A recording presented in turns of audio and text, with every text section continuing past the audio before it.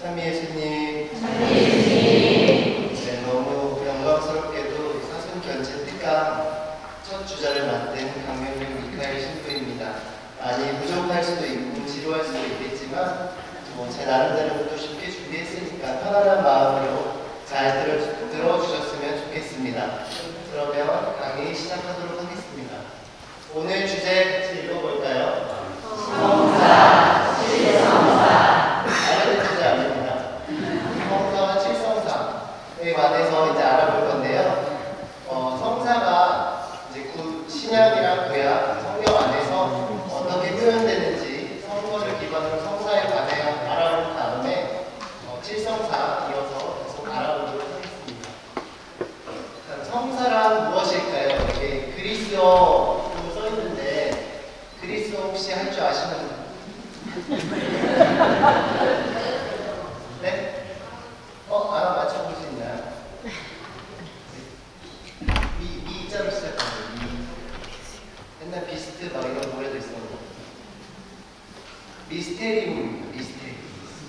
그래서 신비로운 것, 특별한 것이라는 의미가 있었고 영어로는 사크라멘툼이라고 합니다. 그래서 성스러운 것, 성별하는 것이라는 의미를 가지고 있어요. 옛날에는 이게 로마 제국 군인들의 황제에 대한 복종을 상징하는 그런 언어로 쓰였다고도 합니다. 이 사크라멘tum이라는 표현이요. 그래서 이거를 우리 교회적 이해를 했을 때는 우리가 그리스도께 복종한다, 그리스도께 순종한다 라는 의미로 이해하실 수 있습니다. 사실 성사의 핵심은 지금 첫 장에 다 나와 있습니다. 눈에 보이지 않는 하나님의 은총이 눈에 보이는 방법으로 전달되는 것, 이것을 성사라고 할 수 있는데요. 이게 진짜 중요한 문장이거든요. 다 같이 한번 읽어보실까요? 눈에 보이지 않는 하나님의 은총이 눈에 보이는 방법으로 전달되는 것, 보이지 않는 것이 보이게 되었다. 이것이 성사의 가장 큰 특징입니다. 그래서 성사를 구원의 특징, 구원의 도구라고 이야기하는 것입니다. 성사에 대해서 한번 이해를 해볼까 하는데요. 성사에 대해서 들어보셨거나 듣지 못한 경우도 있을 텐데 성사를 표현할 때 성사에 사유성이 있다, 인효성이 있다 이렇게 이야기를 합니다. 성사에 사유성이 있다고 주장하는 사람들의 말은 적법한 절차에 따라 행해진 그 성사는 성사 자체로 유효하다는 것입니다. 그러니까 이 성사를 집전하는 사제가 좋은 사람이건 나쁜 사람이건 간에 그 성사 자체, 미사 자체가 그 자체로 유효하다라는 게 사효성입니다. 그리고 그 다음으로 성사의 인효성이라는 표현이 있는데요. 이것은 성사를 통해 전해지는 하느님의 은총이 성사를 받는 사람의 노력과 마음가짐에 따라 그 이상의 은총을 받는다는 것입니다. 즉, 그 성사를 받는 사람의 노력에 따라서 하느님께 받는 은혜의 효과가 달라진다는 것입니다. 사유성과 인효성 잘 기억해 주시기 바랍니다. 자, 그러면 이제 옛 계약과 새 계약을 살펴보면서 천천히 성사를 향해 나아가 보겠습니다. 성경을 기반으로 알아볼 텐데요. 히브리서 1장 1절의 말씀을 보면 하느님께서 예전에는 예언자들을 통하여 여러 번에 걸쳐 여러 가지 방식으로 조상들에게 말씀하셨지만 이 마지막 때에는 아드님을 통하여 우리에게 말씀하셨다라고 기록되어 있습니다.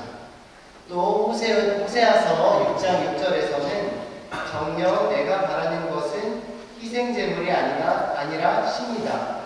번제물이 아니라 하느님을 아는 예지다라고 기록이 되어 있는데요. 이 두 가지 말씀을 잘 살펴보면 여러 가지 방식으로 이어져 왔지만 마지막 때에는 아드님을 통하여, 예수님을 통하여 우리에게 말씀하십니다라는 표현이 예수님을 통하여 우리에게 보여주십니다 라고 이해하실 수 있으실 것입니다. 계속해서 보면 저 첫째 계약의 결함이 없다면 다른 계약을 찾을 까닭이 없었을 것입니다. 그런데 하느님께서는 그들의 결함을 꾸짖으시며 이렇게 말씀하십니다. 보라, 그날이 온다. 그때 나는 이스라엘 집안과 유다 집안과 새 계약을 맺으리라. 하느님께서는 새 계약이라는 말씀을 하심으로써 첫째 계약을 낡은 것으로 만드셨습니다. 또한 낡은 것은 곧 사라지게 됩니다. 그래서 우리는 옛 계약의 중재자와 새 계약의 중재자가 누구인지 한번 알아볼 텐데요. 모세가 성막을 세우려고 할 때에 지시받은 대로 그들은 하늘에 있는 성소의 모상이며 그림자에 지나지 않는 성소에서 공직합니다. 하느님께서 자, 내가 이 산에서 너에게 보여준 모형에 따라 모든 것을 만들어라 라고 말씀하신 것입니다.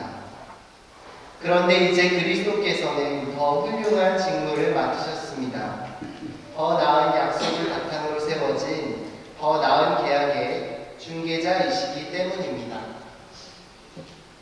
그렇게 해서 우리는 하느님과 인간을 중재하는 유일한 대사제가 누구인지 알게 되었습니다. 혹시 하느님과 인간을 중재하는 유일한 대사제가 누구일지 맞춰보실 수 있을까요? 이미? 네, 맞습니다. 예수님께서 하느님과 인간을 중재하시는 유일한 대사제이십니다. 성경 구절을 바탕으로 살펴보면 하느님께서 예전에는 예언자들을 통하여 여러 번에 걸쳐 여러 가지 방식으로 조상들에게 말씀하셨지만 이 마지막 때에는 아드님을 통하여 우리에게 말씀하셨다고 합니다. 하느님께서는 아드님을 만물의 상속자로 삼으셨을 뿐만 아니라 그분을 통하여 온 세상을 만들기까지 하셨습니다. 아드님은 하느님의 영광의 광채이시며 하느님 본질의 모상으로서 만물을 당신의 강력한 말씀으로 지탱하십니다. 라는 말씀이 히브리서 1장 1절에서 3절까지 표현되어 있는데요. 이렇게 해서 옛 계약의 중재자는 모세고 새 계약의 중재자는 예수님임을 알 수 있습니다. 그러면 왜 그런 것들이 옛 계약이 되고 새 계약이 되는지를 살펴보면 모세와 예언자들은 하느님의 말씀을 듣고 전할 뿐입니다. 그러니까 보이지 않는 것을 예언적으로 들어서 전할 뿐이지 그것이 무엇인지는 확실히 보여주지 못해요. 구약의 예언자들은. 하지만 신약의 예수님께서는 하느님께서 당신 아들을 세상으로 보내셔서 우리와 같은 인간의 모습으로 살게 하셨기 때문에 우리는 그분을 통해서 하느님의 뜻과 사랑을 직접 우리 눈으로 볼 수 있게 된다는 것입니다. 그래서 정리하자면 모세는 옛 계약의 중재자고 그리스도는 새 계약의 중재자라고 할 수 있습니다. 그렇게 해서 참된 하느님, 참된 인간이신 예수 그리스도를 통해 맺어진 새 계약은 완전하고 영원한 계약이며 우리의 잘못으로 취소될 수 없는 속성을 가지고 있습니다. 계속해서 알아보도록 하겠습니다. 그러면 예수 그리스도, 우리가 계속해서 말해온 새 계약의 중재자, 예수 그리스도가 곧 하느님 아버지의 성사라고 이야기할 수 있겠는데요. 요한복음 1장 17절에서 18절을 참고해 보겠습니다. 율법은 모세를 통하여 주어졌지만 은총과 진리는 예수 그리스도를 통하여 왔다. 아무도 하느님을 본 적이 없다. 아버지와 가장 가까우신 외아드님, 하느님이신 그분께서 알려주셨다. 그래서 파스카 신비 안에서 탄생한 교회와 그 성사들은 그리스도의 성사성이 교회에 의해서 계승되고 있다고 말할 수 있는 것입니다. 그렇다면 여기서 가장 결정적인 사건이 무엇일까요? 바로 그리스도의 육화입니다.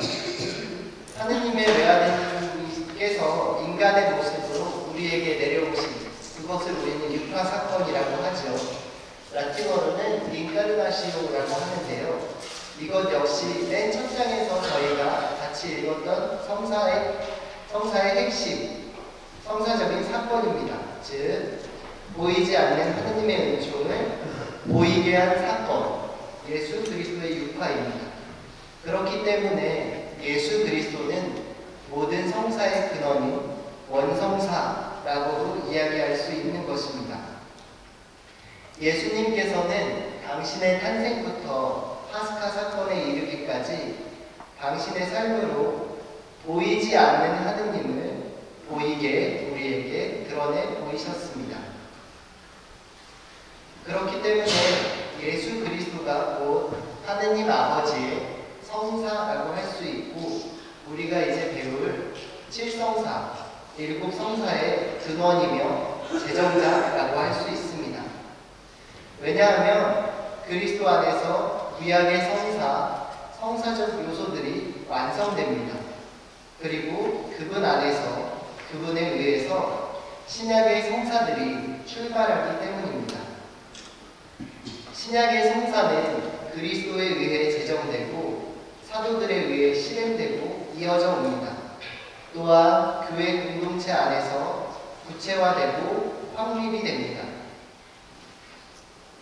그렇게 해서 바라봤을 때 모든 성사의 완성이자 원천, 그리고 그 절정은 파스카 신비의 온전한 재현인 성체성사입니다. 우리 친구들 이 성경 구절 같이 한번 읽어볼까요? 이는 주고 많은 사람을 위하여 있는 대하겠다. 내가 얘기하노라. 내 아버지의 나라에서 너희와 함께 세상을 가질 날까지 이제부터 포도나무를 먹으신 것을 다시는 마시지 않겠다. 이 구절이 미사의 어느 부분에 나오는지 알 수 있을까요? 성체성사에서 성혈을 이제 거양할 때 그 전에 예수님께서 하신 말씀을 이렇게 저희가 되새기면서 그것을 재현하는 것입니다. 잘 대답해줘서 너무 고마워요. 그래서 다시 한번 정리해보자면 구약의 성사 혹은 성사적 요소를 불완전하게 담고 있던 예식들이 그리스도의 파스카를 통해 완성되는 것입니다. 그렇기 때문에 예수 그리스도와 파스카 사건은 구약의 성사 또는 구약의 성사들을 완성하는 동시에 신약의 성사의 원천이 된다고 할 수 있는 것입니다. 그렇다면 이 모든 성사의 전제 조건, 출발점은 무엇일까요? 그것은 바로 예수님의 세례입니다. 왜 예수님의 세례가 모든 성사의 전제 조건이자 출발점이 될까요?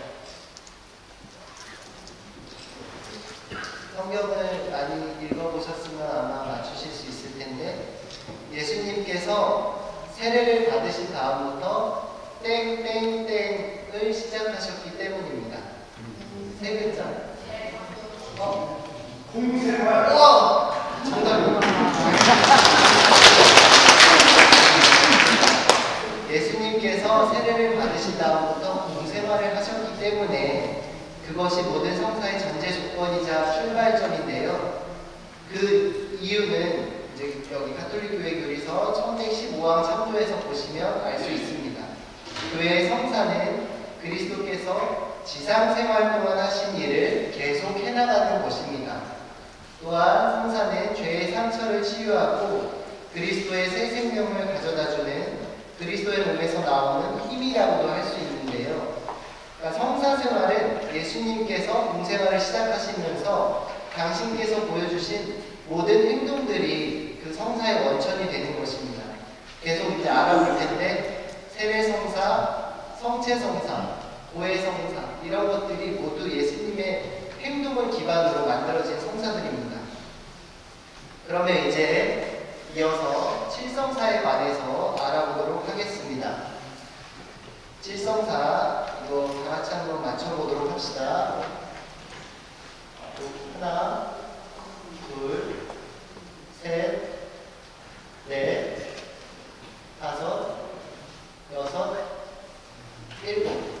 첫 번째 성사 뭘까요? 세례성사. 첫 번째는 세례성사입니다. 두 번째 성사는 무엇일까요? 번째 좀 자신이 없으신 것 같아요. 두 번째 뭘까요? 성품이요? 성품은 누가 봐도 두 번째는 지금 여러분이 준비하고 계신 세 번째는 뭘까요? 고해성사. 꼭 보셔야 하는 고해성사. 네 번째 성실성사입니다. 다섯 번째 경자성사 맞습니다. 여섯 번째 성품성사입니다. 일곱 번째 성사. 이렇게 우리는 교회 안에서 7가지 성사를 가지고 있는데요. 차례대로 한번 알아보도록 하겠습니다. 앞서 말씀드렸던 것처럼 세례성사는 예수님의 세례를 통하여 공생활의 시작을 알리는 중요한 사건이기도 합니다. 그래서 복음서의 예수 그리스도의 행적과 말씀에 직접적으로 근거를 두고 있는 성사라고 할 수 있습니다. 초대 공동체에서는 매우 일찍부터 그리스도인이 되는 예식으로 자리 잡기도 했습니다. 예수님께서는 세례를 받으심으로써 죄인에 대한 연대를 이루셨다고 하는데요.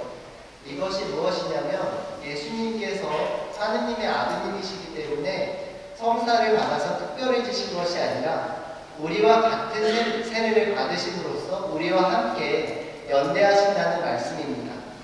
죄인들에 대한 연대라는 게 조금 헷갈리실 수도 있는데 사실 우리는 모두 알고 있듯이 죄인입니다.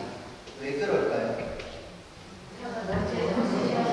우리는 원죄를 가지고 태어났기 때문에 그래서 이거를 잘 이해해 보시면 세례를 받으심으로써 우리 모두와 연대를 이루신다라고 이해하시면 되겠습니다. 또한 세례성사는 죄인들을 위한 철저한 자기 헌신, 십자가 죽음을 암시하기도 합니다. 그렇기 때문에 초대 공동체에서는 그리스도의 파스카에 참여하는 예식으로 세례성사를 이해하기도 했습니다. 다음으로 견진성사입니다. 견진성사는 그리스도 파스카 신비의 완결이자 교회적 확장인 성령 강림 사건에 기반을 두고 있습니다. 예수님의 활동을 더욱 강하고 분명하게 드러내고 있기 때문에 그리스도에 의해 제정되었다고도 할 수 있습니다. 사도들과 복음사가들은 이 견진성사를 성령의 세례, 성령의 선물을 강조하였습니다. 이는 곧 파스카의 선물이자 인장이라고 할 수 있는데요. 왜 성령의 세례, 성령의 선물을 강조하였을까요? 힌트는 오순절 사건으로 알 수 있는데 오순절 사건이 뭔지 아시죠? 하늘에서 성령이 비둘기 모양으로 내려와서 서로가 알아들을 수 있게 하느님의 뜻을 전하였다. 그래서 거기서 성령의 역할이 아주 강조가 되고 있어서 고대의 사도들과 복음사가들 역시 견진성사가 성령의 세례, 성령의 선물임을 강조한 것입니다. 그래서 복음에 기반을 한번 바라보면 나는 너희에게 물로 세례를 주었지만 그분께서는 너희에게 성령으로 세례를 주실 것이다 라고 나와 있습니다. 또한 예루살렘을 떠나지 말고 나에게서 들은 대로 아버지께서 약속하신 분을 기다려라. 요한은 물로 세례를 주었지만 너희는 며칠 뒤에 성령으로 세례를 받을 것이다. 이렇게 성령의 역할이 아주 강조되어 있는 것이 견진성사의 기반이라고 할 수 있습니다. 또한 견진성사는 우리가 신앙인으로서 어른이 되는 성사라고도 이야기하는데요. 그것은 저희가 이미 세례를 받을 때 성령으로부터 세례를 받습니다. 하지만 견진을 받을 때에는 또 세례 때 이미 받은 성령의 현존과 그 선물을 더욱 충만히 드러내기 때문입니다. 앞서 얘기했던 성령 강림에 대해 알아볼 텐데요. 성령 강림 사건은 예수 사건을 완결짓고 선포하는 교회의 출발이라고 할 수 있습니다. 성령 강림은 예수님의 죽음과 부활이 교회를 통해 선포되고 증언되고 체험되는 것이라고 할 수 있기에 파스카 신비의 완결이자 교회적 확장이라고 할 수 있는 것입니다. 그리스도의 죽음과 부활이라는 새로운 파스카가 교회를 통해 그리고 성사를 통해 우리에게는 끊임없이 재현되고 있습니다. 여기서 많이 헷갈리시는 표현이 있는데요. 재현과 재연은 차이가 있습니다. 저희는 성사를 그리스도 성사의 재현이라고 얘기하는데요. 재현이 뭔지 아시죠? 저희가 옛날에 뭐 서프라이즈나 이런 거 볼 때 그런 것들을 따라하는 연습, 다시 하는 것들, 그런 것들을 재연이라고 합니다. 하지만 재현은 다시 한번 드러난다는 뜻이에요. 그래서 우리가 성사를 행하는 이 순간마다 예수님의 신비가 성사를 통해 드러나는 것입니다. 계속해서 드러나는 것이고 계속해서 현재 우리와 함께하는 것이기 때문에 그것을 성사를 통해 끊임없이 재현된다고 이야기하는 것입니다. 계속해서 성체 성사에 대해서 알아보겠습니다. 성체 성사는 예수님께서 제정하신 것이 가장 분명하게 드러나는 성사라고 할 수 있습니다. 경문에도 나와 있듯이 미사 때 이제 들으시는 것과 같이 나를 기억하여 이를 행하여. 우리는 미사 안에서 성체 성사를 행함으로써 예수 그리스도를 재현하는 것입니다. 그래서 성체 성사는 예수 그리스도의 모든 것을 요약, 낮추, 재현해주는 성사라고 할 수 있습니다. 또한 성체 성사는 구약의 성사들의 종합이자 완성이고 신약의 성사들의 정점이자 일곱 성사의 구심점이 되기도 합니다. 이제 성탄과 사순 때 보게 되는 한공성사라고도 불리고 저희가 자주 가야 하는 고해성사에 대해서 알아보겠습니다. 고해성사는 끊임없는 죄의 용서를 선포하는 성사라고 할 수 있습니다. 예수 그리스도의 파스카 사건은 인간의 죄와 죽음의 세력에서 결정적으로 구원한 사건이라고 할 수 있는데요. 혹시 왜 그런지 이야기해 줄 수 있는 친구나 신자분 계실까요? 인간을 죄와 죽음의 세력에서 결정적으로 구원하게 된 그 원인이 무엇인지. 네, 맞습니다. 오, 박수. 사실 우리 신앙의 핵심이기도 합니다. 예수님께서 죽었다가 부활하심으로 인해서 그 죽음을 이겨내셨기 때문에 죄와 죽음의 세력으로부터 결정적으로 우리 모두를 구원한 사건이라고 할 수 있는 것입니다. 그래서 예수님께서 가지셨던 죄를 용서하는 권한이 사도들과 교회 공동체에 주어진 것이 고해성사라고 할 수 있습니다. 요한복음 20장 23절을 참고하면 성령을 받아라. 너희가 누구의 죄든지 용서해주면 그가 용서를 받을 것이고 그대로 두면 그대로 남아있을 것이다. 사실 고해성사라는 것은 사제를 통해서 하느님께 죄를 용서받는 행위이기도 하지만 우리 역시도 타인들을 용서할 수 있는 권한을 가졌음을 알려주시는 것입니다. 사실 우리도 남을 미워하거나 싫어하게 될 때도 있는데 우리가 그리스도인으로서 늘 실천해야 하는 것은 미워하기보다는 사랑하고 용서하자라는 가르침이 있는 거 다 알고 계시죠? 이 강의 들으신 다음부터는 조금 미운 마음이 들더라도 사랑하실 수 있는 우리 난곡동 신자분들이 되셨으면 좋겠습니다. 네, 계속해서 병자성사 알아보도록 하겠습니다. 병자성사는 치유의 개념인데요. 이것은 죄의 용서와 병의 치유를 모두 포함하는 것입니다. 하느님 나라의 가시적인 표징이기도 합니다. 하느님께서 예수님께서 공생활을 하시면서 많은 병자들을 고쳐주시고 그들의 마음을 달래주셨잖아요. 사실 치유라는 것은 어떤 신체적인 아픔만을 이렇게 낫게 해주는 것이 아니라 마음적인 고통이나 괴로움도 공감해 주시고 그 사람이 위로를 받아서 마음이 치유되는 것도 포함이 되기 때문입니다. 우리는 또한 병과 고통을 통해 그리스도의 순환에 참여하는 영광을 받기도 합니다.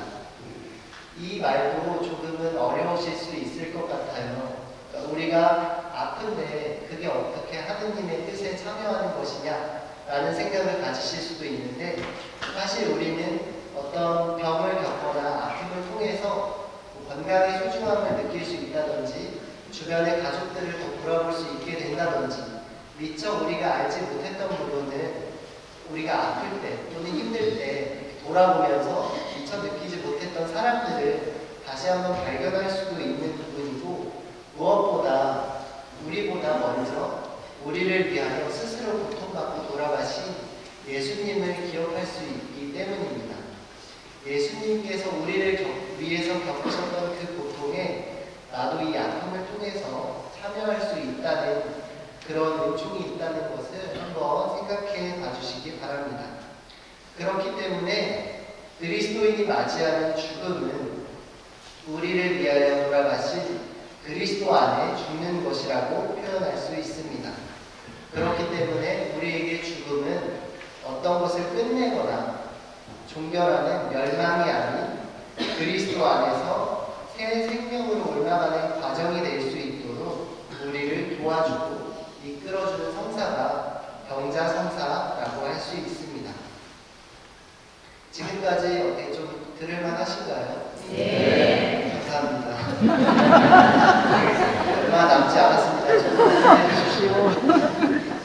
이제 약간 생소한 성품성사입니다. 성품성사는 예수님께서 사도들을 뽑으시고 그들에게 복음 선포의 사명을 맡기셨습니다.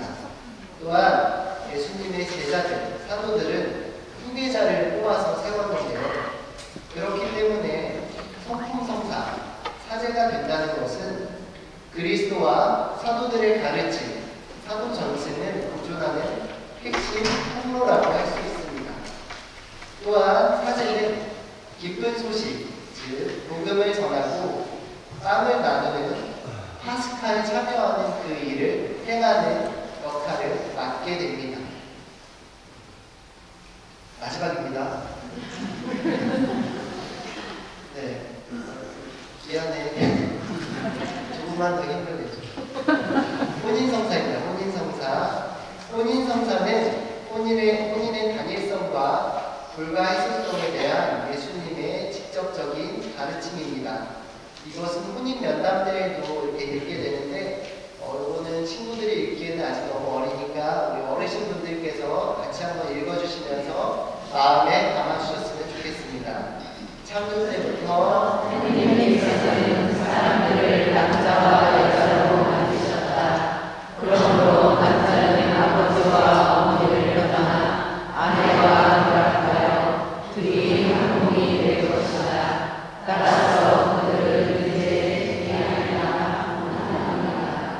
하나님께서 맺어주신 것을 사람이 갈라놓아서는 안 된다. 네, 이 마지막 줄이 또 핵심이기도 한데요. 하느님께서 맺어주신 것을 사람이 갈라놓아서는 안 된다. 오늘 이제 혼인성사 이렇게 한번 듣고 가시면서 집에 가셔서 배우자분한테 사랑한다고 한번 말씀하시고, 그리고 내가 좀 부족해도 우리 사랑해서 결혼했잖아 이렇게 얘기하시면서 행복한 밤이 되시기를 바라겠습니다. 그래서 또한 그리스도와 교회와의 관계도 혼인성사에 이렇게 대해서 얘기할 수가 있습니다. 교회와 그리스도를 남편과 아내의 관계로 이해할 수도 있는 것입니다. 그래서 그리스도의 파스카 신비, 그리스도께서 교회를 사랑하시고 교회를 위하여 당신 자신을 바치신 것처럼 이라는 구절의 근거를 둔 성사가 혼인성사라고 할 수 있습니다.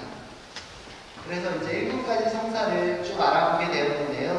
마지막 정리입니다. 7 성사는 우리가 쭉 알아본 것과 같이 모두 그리스도, 예수님에 의해서 제정된 것입니다. 왜냐하면 그 모든 것이 다른 것이 아니라 온전히 예수님의 말씀과 행적에 근거하였기 때문입니다. 그렇기 때문에 그리스도의 파스카 신비가 모든 성사의 원천이라고 할 수 있는 것입니다. 사도들에 의해 계승되고 후대 교회 공동체 안에서 구체화되고 확립되는 것이 성사입니다. 성사에 대해서 다시 한번 강조를 드리자면 보이지 않는 하느님의 은총을 보이게 해준 것이 성사이고 우리는 예수님의 말씀과 행적을 통해 이 성사가 어떻게 이루어졌는지 어떤 이유로 세워졌는지 알 수 있다는 것입니다. 부족한 저의 강의를 잘 들어주셔서 감사합니다.